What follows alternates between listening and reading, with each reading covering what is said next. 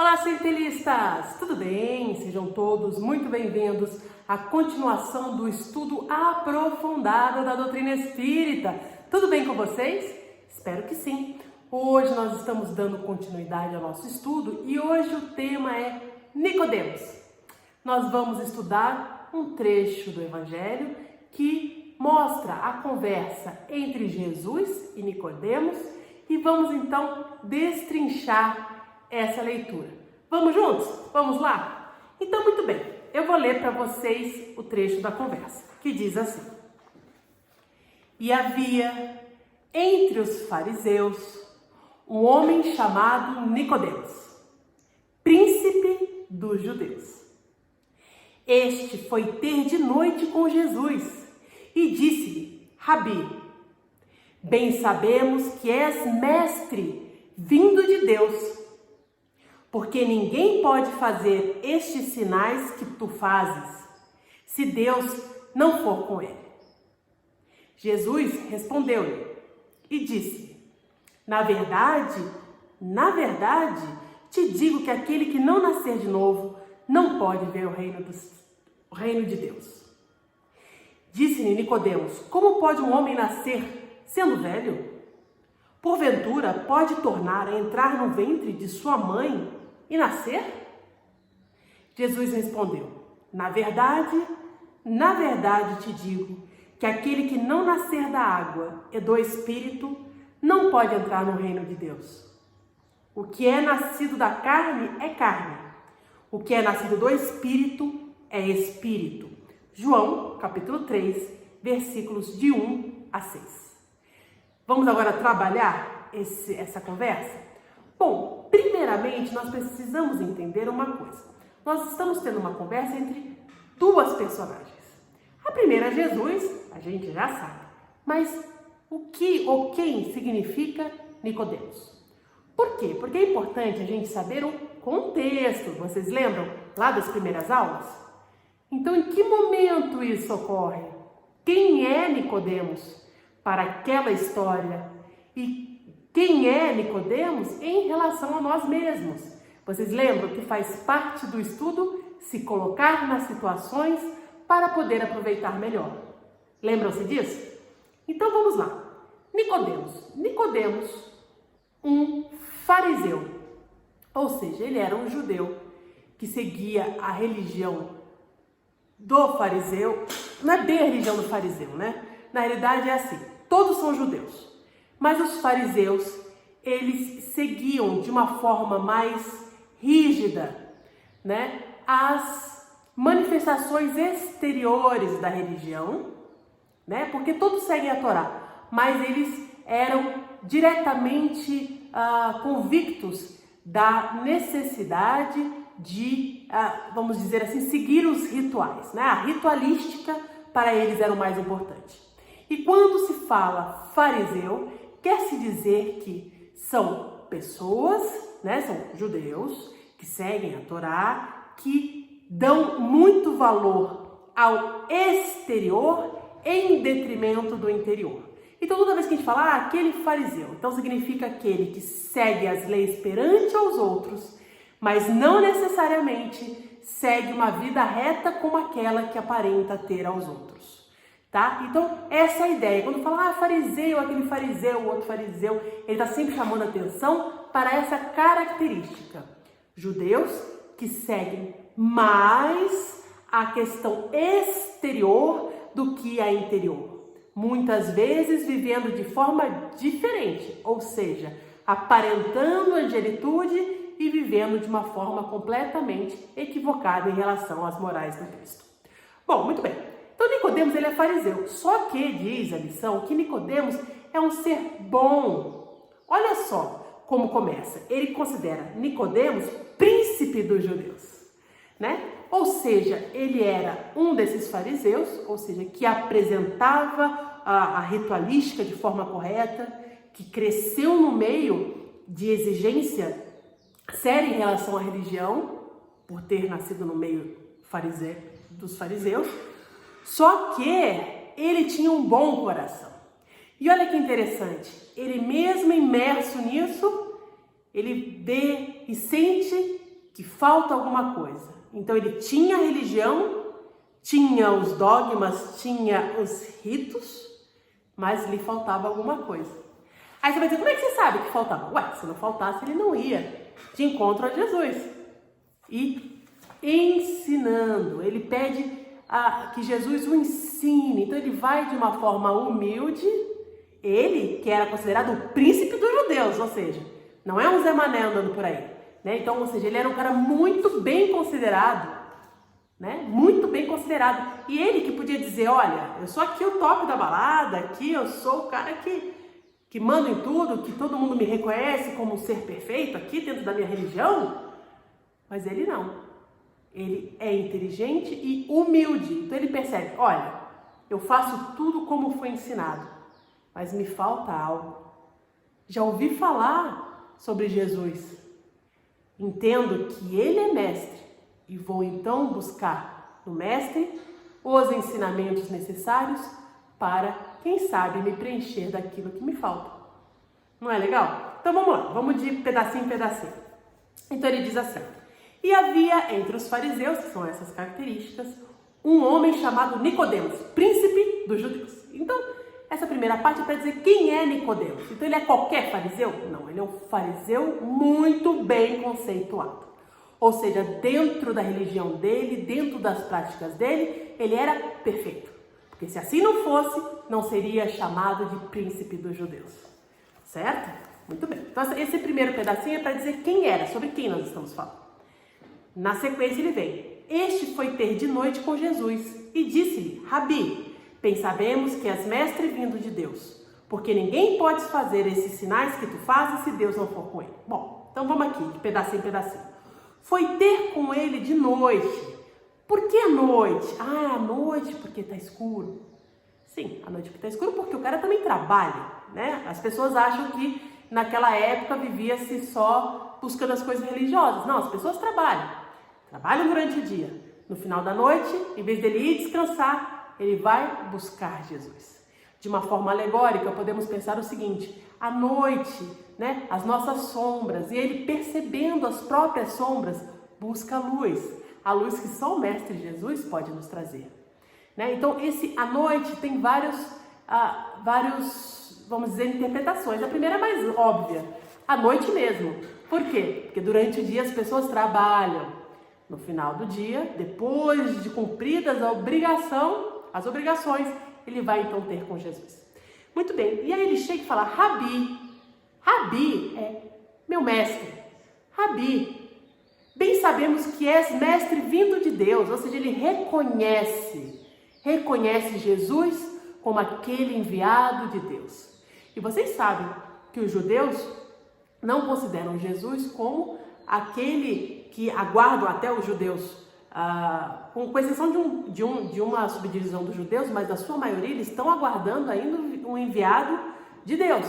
Eles não consideram Jesus o filho primogênito de Deus, ou seja, né, aquele espírito que vem, vamos dizer assim, libertar os judeus. Eles não consideram. Há apenas uma casta dentro da religião judaica que são os messiânicos, que acreditam sim que Jesus é o Messias, mas na sua maioria não acreditam. Então ele, que era fariseu, então naturalmente não acreditava que Jesus era o enviado de Deus, não acreditava, quer dizer, não deveria acreditar porque estava dentro desse meio. Ele reconhece sim, ele acredita sim, ele percebe no seu espírito quem está à frente dele.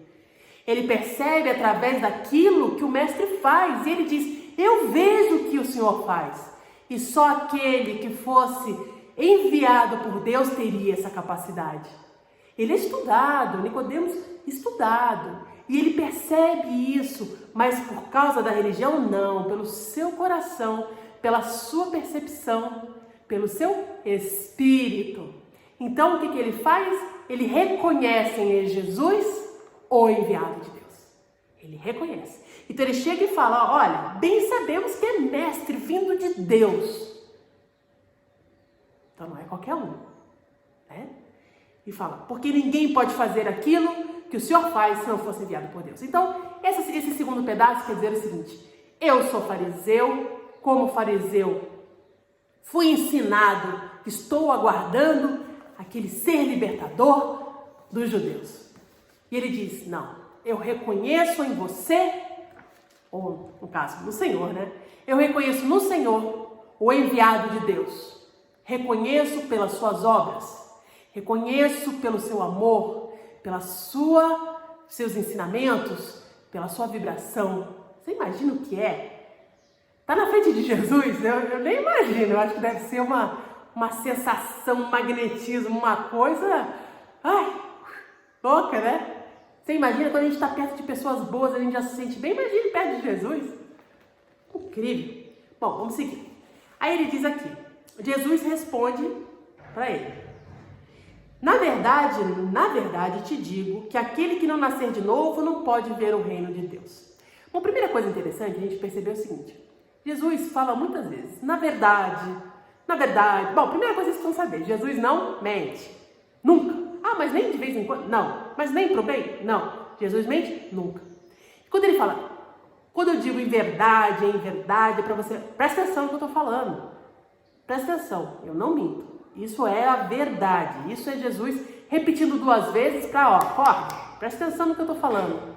E aí ele diz que não pode ver o reino de Deus se não nascer de novo. Poxa, isso pra gente é tão fácil de entender, né? Mas imaginem um cara que nasceu fariseu, estudou a religião profundamente.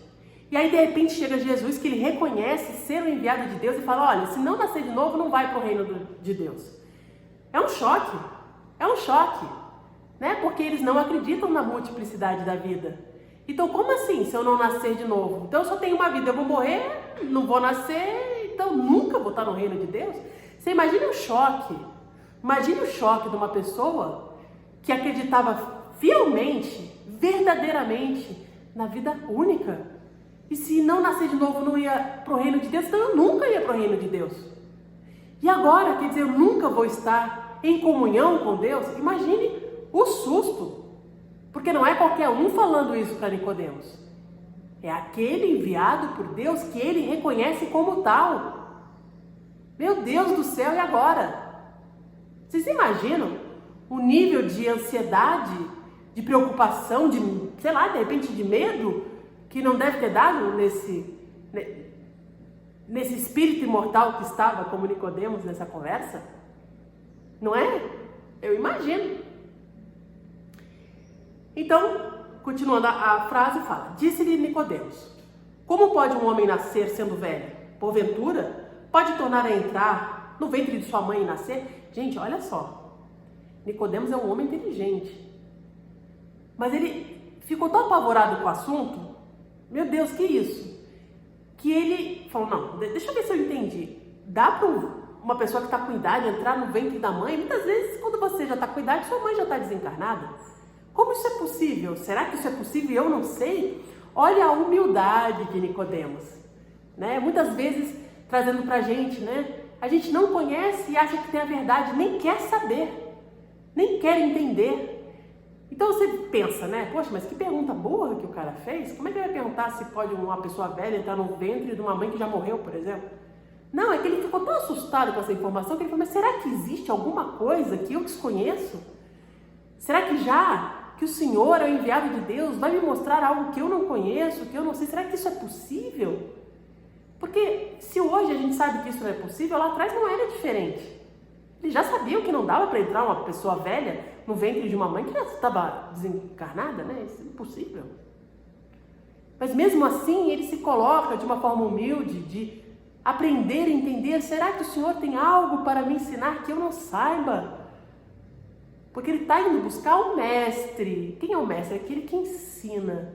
Então ele se coloca como um estudante, um buscador, não é? Então ele fala: e aí, dá para fazer isso? Como é que é? Meu Deus, eu quero estar no reino de Deus. O que eu preciso para estar no reino de Deus? Me ajuda aí, Senhor. Como é que é? Como é que faz? Eu quero estar no reino de Deus. Como é que faz? E aí Jesus responde: na verdade, ou seja, presta atenção aí. Te digo que aquele que não nascer da água e do Espírito não pode entrar no reino de Deus. O que é nascido da carne é carne, e o que é nascido do Espírito é do Espírito. Gente, como isso é fácil pra gente entender hoje. Como é fácil, carne, carne, espírito, espírito, matéria, matéria, espírito, espírito, espírito imortal. A gente vem em volta, cada hora com uma roupinha diferente, né? Ou seja, com uma carne diferente. Temos o nosso momento na espiritualidade, na erraticidade, temos o nosso momento aqui da encarnação. Poxa, que perfeito! Nós espíritas entendemos isso com a transparência ou a claridade do sol. Mas imagina Nicodemos. Imagina Nicodemos. Imagina o quanto ele não deve ter pensado, gente, como assim? O que é da carne? Da carne? O espírito? Que espírito, meu Deus? Do espírito, volta do espírito, espírito de quem? Tá vendo como é difícil? Lá atrás, difícil pra caramba. Hoje o espiritismo facilita muito. Vocês têm alguma dúvida aí dessa fala entre os dois? O que interessante a gente perceber aí que Jesus traz a reencarnação. Jesus traz a reencarnação de forma, para nós, explícita. Carne, carne, espírito, espírito tem que nascer de novo para ver o reino dos céus, reino de Deus. Ou seja, o que a gente tem? Pluralidade de existências, pré-existência da alma, continuação. Porque para ver a Deus, ou chegar no reino de Deus, temos que ser perfeitos. Relativamente, mas temos que ser perfeitos. Então, Jesus não disse: o que eu faço, vocês vão poder fazer? Por que Jesus está falando isso? Porque Ele sabe que nós chegaremos num momento da nossa evolução que seremos espíritos puros, como Ele. E poderemos exercer as mesmas capacidades, os mesmos, entre aspas, milagres em outros mundos para auxiliar outros irmãos na evolução. Para que todos sejamos felizes. Como Deus nos criou, nos deseja felizes, perfeitos, alegres, completos. É isso. Como é fácil para a gente entender. E, gente, essa é a hora que vocês param um minuto e agradecem. Falou, Senhor, obrigado por essa doutrina. Poxa, olha como está mastigado para a gente esse ensinamento. Super mastigado. A gente já sabe de tudo isso. Como é mais fácil para a gente hoje, como era para eles lá atrás. Como é mais fácil. Então, recapitulando. Parte principal da aula de hoje. Jesus traz, nessa passagem, a reencarnação. Traz nessa passagem a necessidade de nos depurarmos para chegarmos ao reino dos céus. E nos diz sobre a pré-existência da alma e a continuidade da alma. Tantas vidas quanto as necessárias para chegarmos ao reino dos céus. Tantas encarnações quanto as necessárias para sermos seres puros. E sermos, sim, enviados de Deus em outros orbes. E sermos, sim, o que Jesus é para nós em outros orbes. Agora? Não, ainda não, né? Ainda falta um tempinho pra gente. Mas sim, em algum momento, mais pra frente, mas um momento certo. Porque nascemos para evoluirmos, sermos puros, co-criarmos com Deus e sermos eternamente felizes. Está certo? Um abraço para vocês e até semana que vem.